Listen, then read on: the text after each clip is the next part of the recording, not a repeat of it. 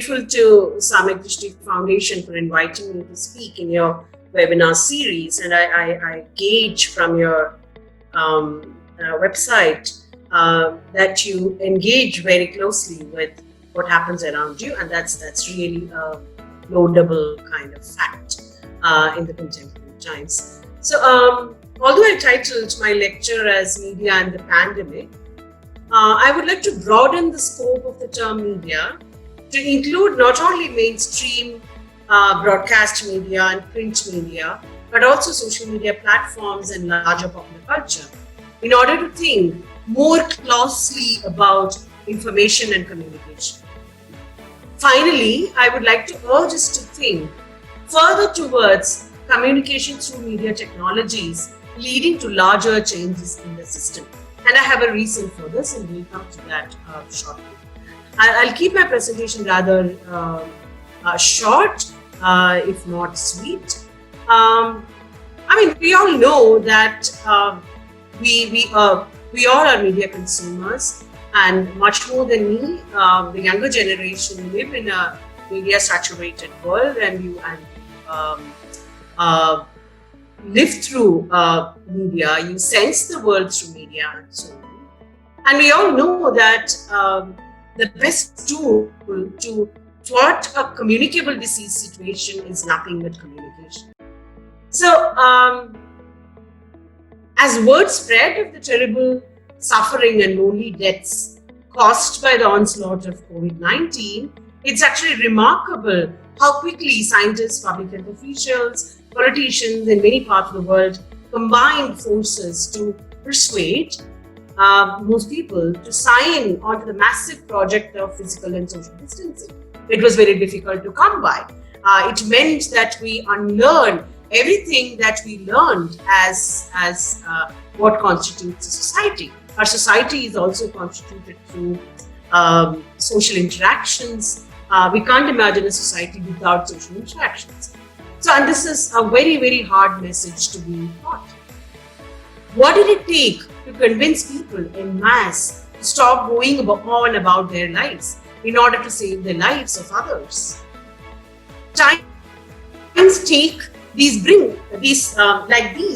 bring in sharp relief the power of stories and storytellers to incite action, and that's what we saw in some ways. In this regard, we have seen very accurate representations of the situation. We have seen very objective kind of discussions and objective kind of objectivity as the most important parameter of some of the reporting. We have seen a lot of compassion in media. We have seen a lot of honesty in media reports, which are drawn from authentic sources. A lot of journalists did footwork to report from the ground and did some serious inquiry into the actuality of the situation. We have also seen citizen journalists, social workers, relief workers, etc., mobilizing resources and telling stories of importance to us.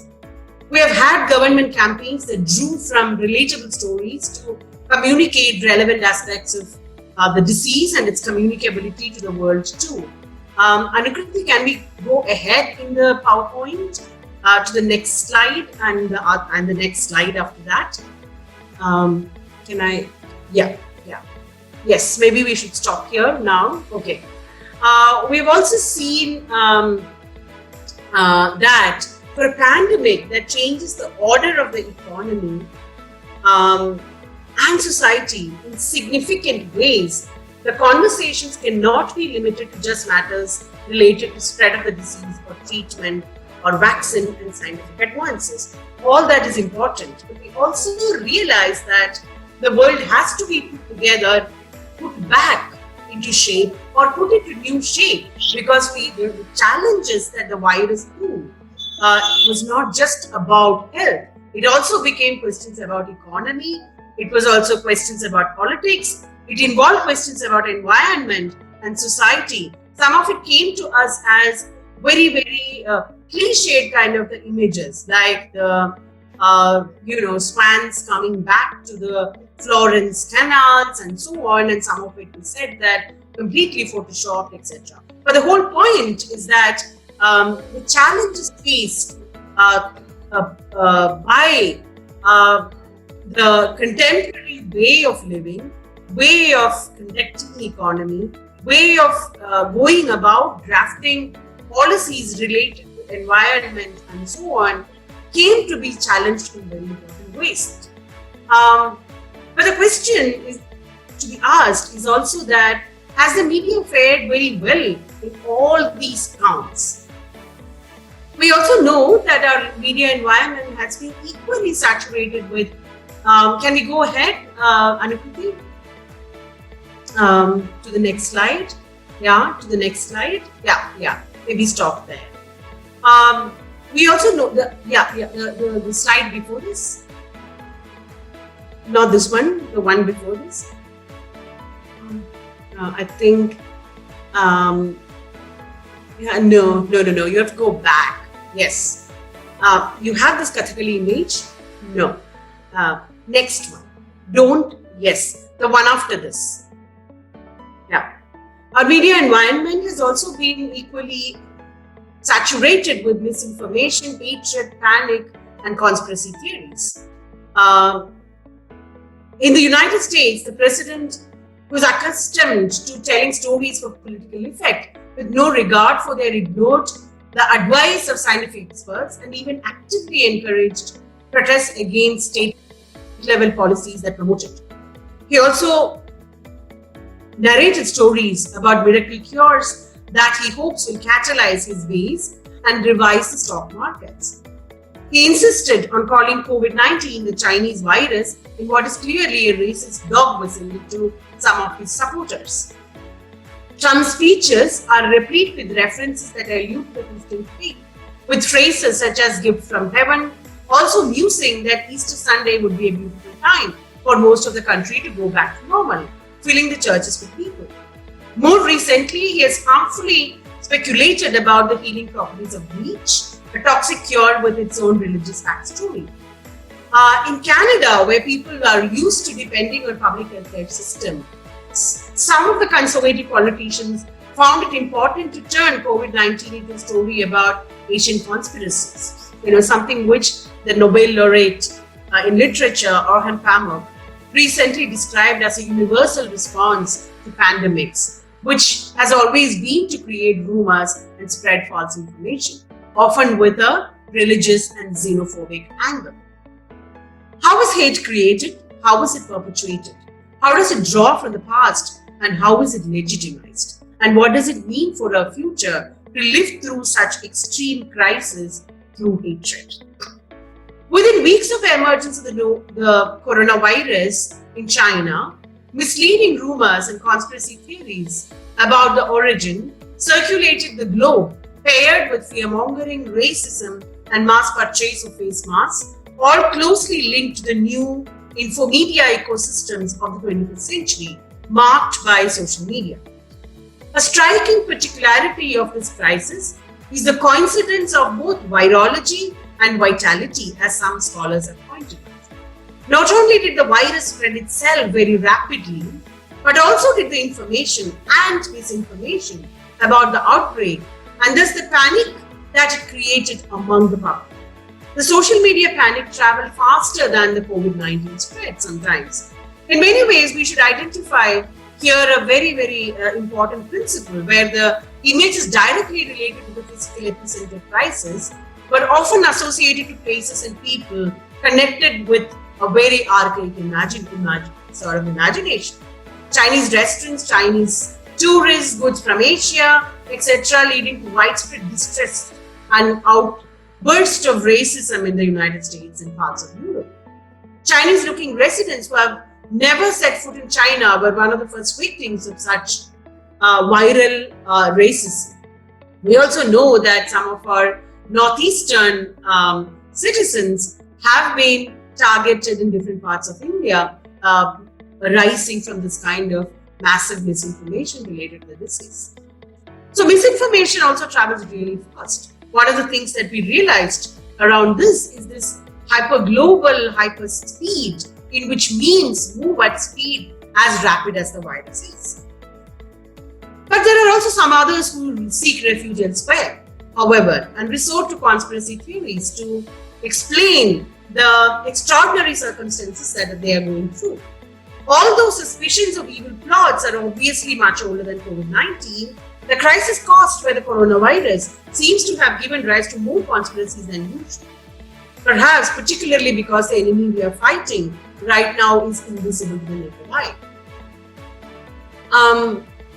Given the fact that there is a host of more concrete enemies whose supposedly evil plans have frequently been alluded to by earlier generations of conspiracy theorists, some clearly cannot resist the temptation of blaming entirely unconnected groups of people for a crisis that even experts struggle to understand. The social media platforms also form the templates around which many communities are reshaped now. So I want you to take us quickly through the next slides. So we know, just two cases which I want to focus on. One is the Roma community populations. They're minority in different parts of Europe. Most importantly, in Eastern Europe, countries like Slovakia, Albania, and Bulgaria, so one have Roma populations who are particularly targeted as very stigmatized people, put under military quarantine, and so on, compared to the rest of the population. Second, and some things which media studies scholars and anthropologists have pointed out is that how refugees and migrants in Europe has particularly been targeted during the crisis.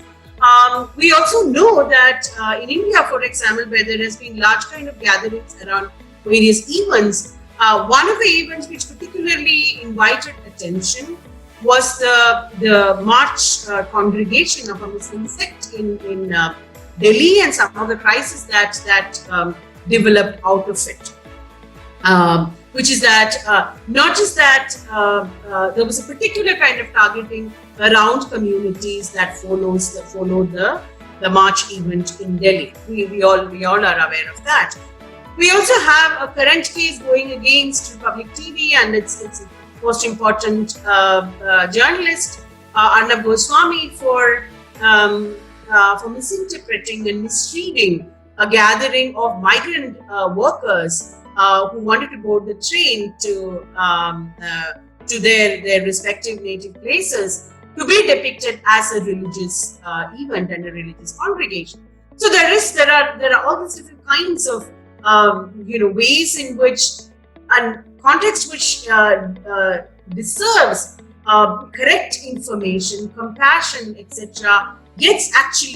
becomes the ground for various other kinds of propagation. So this is something which is to be noted of the contemporary world as well. If we, on the one hand, we felt that we felt one with the rest of the humanity, there is also, on the other hand, all the deep crises of respected societies coming out in very sharp ways in the present context, and the media, which could actually take an important role, in fact, in trying to create a more compassionate quality and body of the nation, works in fact opposite to that in various contexts. In the context that I mentioned about Roma earlier is one in which politicians, media, etc. have actually kind of this is cited online, and this is discussed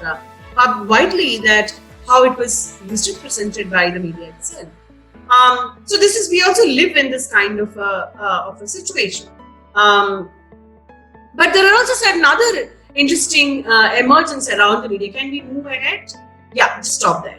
So as I said earlier, this is also a context in which social media platforms gives and forms templates around which various communities are reimagined.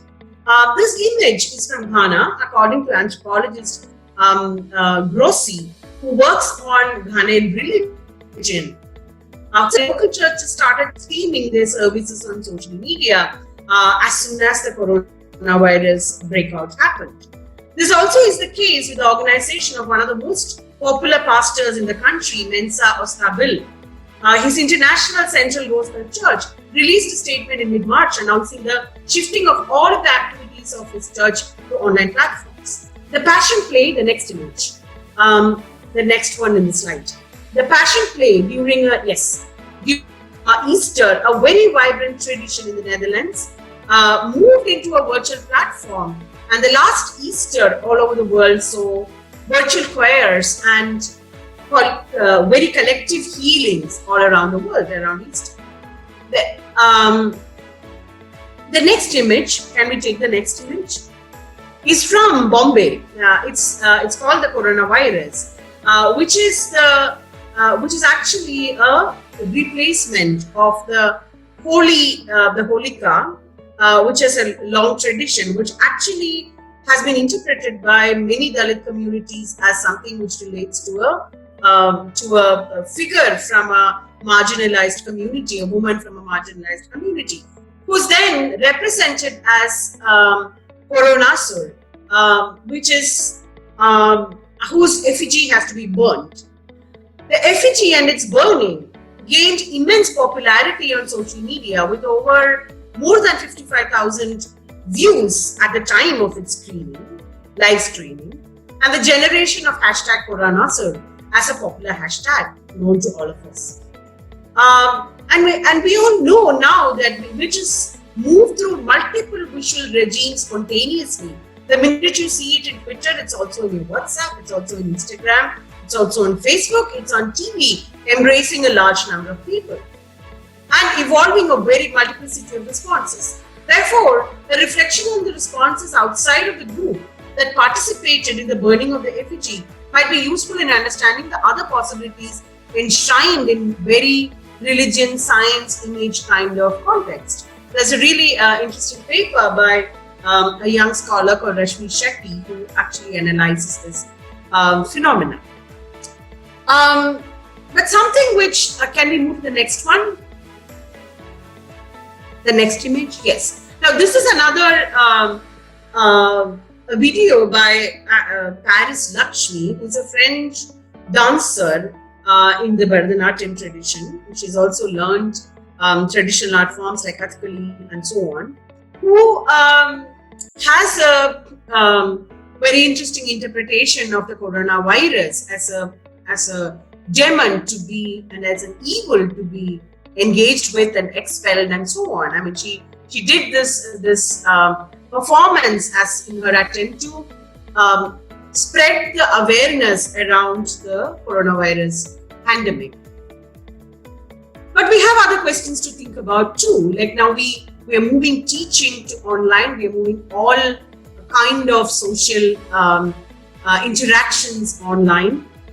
Our webinars, our all other kinds of meetings, from poetry to protest to teaching to even school teaching has moved online, which means that we are fast moving into a society which is embracing digitality with all its gaps and all its divides and so on. What does it mean? From a European perspective, it could be seen as something which has very, salvaging powers to keep things together. But going online might not be the same for everybody. The digitization of governance and the rise of techno-solutionism applied to social problems is not new. It could be argued that such tools were already enmeshed with existing power structures. At the same time, it is undeniable that these technologies have become a prominent component of our social life, much more now than ever. But given the great magnitude of effects, the debate now is open to whether, in the long run, the pandemic could pave the road for an intensification of techno-totalitarian horizons or allow for a possible rethinking and recalibration of existing socio-political regimes. Can we rethink and put our society back together through these means, or are we going to fall into earlier modes of which has its own problems, some of the things which I listed? That's the real question before us when we work with media in the pandemic-driven kind of world. This is what I wanted to say in conclusion. So the question is kind of open. I was only trying to list and give a small glimpse into how things had sort of emerged. It's on the one hand, it's something which will be pushed towards better governance, better administration, demanding information and communication from the government. It can also be something which can lead to more democratizing tendencies among us. It can also be something which is where all the control lies in one place and not with not in ways in which where we can strengthen our democracy. These are questions, some of them old, some of them to be rethought in new ways. Now, I think I'll stop here. Okay, ma'am. Thank you so much. Should I play the video right now? No, I don't think it's. I mean, there's only roughly about 2 minutes to become 5:30. Do we have time? It's of 4 minutes. I think so. We have 4 minutes left only. Yeah, no 4 minutes left. So I believe that thank you, Dr. Bindu, for sharing your knowledge with all of us, and also more and more emphasizing on the fact of how media plays a very important role in especially times like these, wherein media has the core responsibility of keeping the citizens together and helping create an environment across the country wherein we trust our leaders to take the right steps and give the sense of safety to all citizens that yes, we will be taken care of very well by our government, by our leaders. So thank you for highlighting that, and also sharing how people across the world on their own have taken up initiatives like having the choir on Zoom meetings or online, so that the traditions aren't missed, so that people, the social part of a human being a social animal, is still intact. So we at Samyak Drishti Foundation thank you for taking out your valuable time and sharing your knowledge with all of us here today. Thank you, Dr. Bindu. Thank you, Drishti. Are there any questions that anybody would like to? No. Okay. Yeah. It's up to. Yeah, if anybody has any questions, you can either speak it out or type it in the chat box.